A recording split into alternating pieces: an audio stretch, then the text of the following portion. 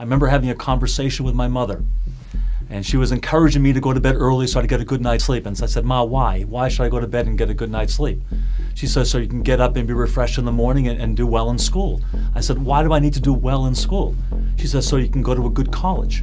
I said, why do I need to go to a good college? She says, so you can get a good job. Why do I need to get a good job? So you can have a family and have a house and have the nice things of life. And I said, well, okay, if I have all those things, then what? She goes, then nothing, that's it.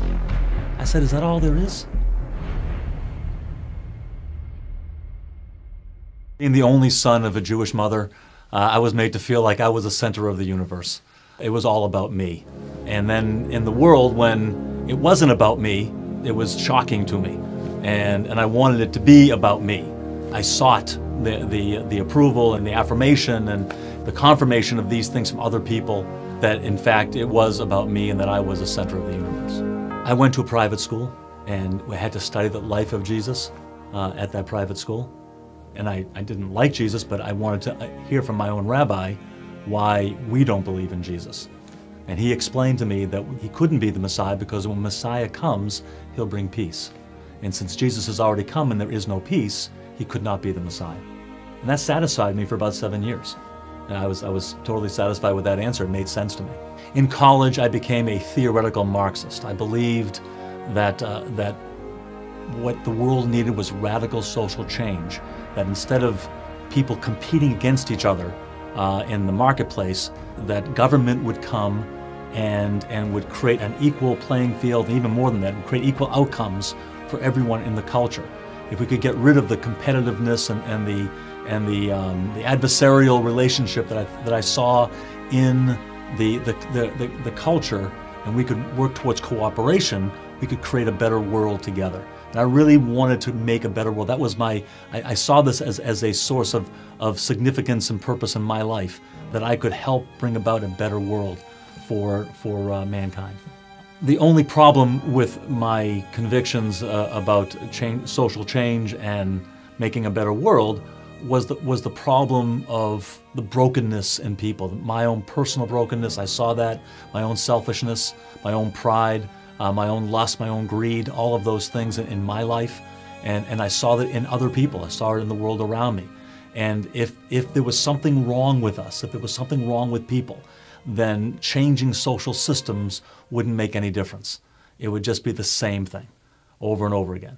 So in my freshman year of college, I hear a knock on my door. I open the door, and there's a young man there. He looks at me and goes, "Hi, my name's Paul, and I'd like to talk to you about establishing a personal relationship with Jesus Christ." I thought, whoa, it took me by surprise, and I said, "I'm sorry, I'm Jewish." He goes, "That's okay, so is he." I said, yeah, you're right. Yeah, I said, come on in. So I invited him in the room. I invited some of my Jewish friends from down the hall to come join us. And then he began to explain to us why Jesus was the Jewish Messiah. So the questions that I came to college with stayed with me. And I realized if there was no God, there was no hope. That led me on a quest, on a search. And in the process of that search, I came across the prophecy in the 53rd chapter of Isaiah. And I remember reading it and thinking to myself, what's Jesus doing in my Bible? I was surprised as I read it that this was from the prophet Isaiah, the Jewish prophet. And I said, what's Jesus doing in my Bible?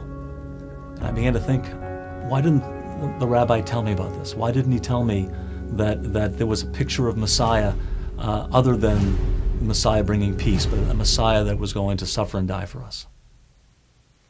After college, in order to make extra money, I worked nights and weekends for a kosher caterer in Boston. One night, April 30th, 1980, I was at Temple Sinai in Marblehead, Massachusetts. I was there for a donor dinner, serving a donor dinner. I was asked if I would pack up the truck so everybody else could go home and just I would be left. And I said, fine. So everybody else left. The ladies had their fundraiser inside the shul, and I was outside with a cup of coffee and a cigarette and just thinking about life. All of a sudden, inside the synagogue, the women started praying. Their prayers began to remind me of my own searching and my own struggle, my own journey that I was on. And I started thinking about Jewish history, and I started thinking about David, and I started thinking about Jesus. Is Jesus the Messiah? Is it really important who the Messiah is? Is Jesus the Son of God? Is he God? Did he ever say he was God? And couldn't he have just meant that he was close to God and intimate with God? And I said, what difference does that make what the name of God is, as long as we live a good life?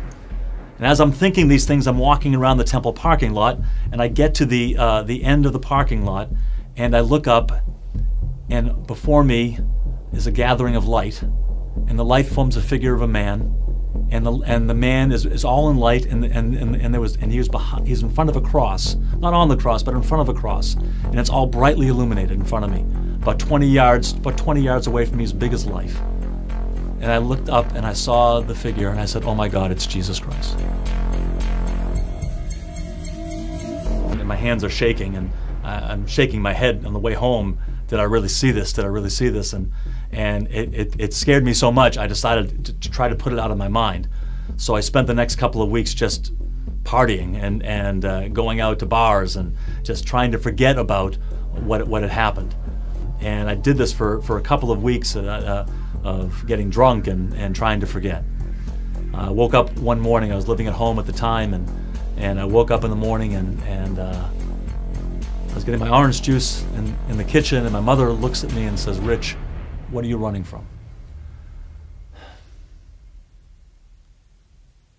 So I came to realize that I wasn't the center of the universe, that God was, that it wasn't about me, it was about Him.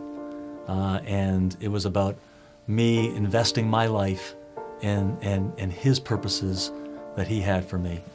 And that gave me such a feeling of meaning and purpose in my life that it was beyond anything that I could have dreamt for. I never thought I'd get the answers. I never thought that those were the kinds of things that there were answers to. But now I realize that there's a God, and that He loves me, and that love sets me free to love and serve others, and love and serve Him. Today I'm married to my beautiful wife Michelle, who happens to be Italian. I thought it was more important to marry a girl that shared my faith in Jesus than it was to marry a Jewish girl. We have three wonderful boys, Joshua 27, Micah 26, and Zach 23.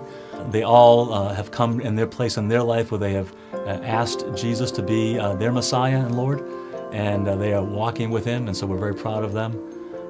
Presently I'm teaching as a professor in a graduate school in New York City, and really delight in being able to share my experience and my journey in my life with these young people in the context of a learning environment.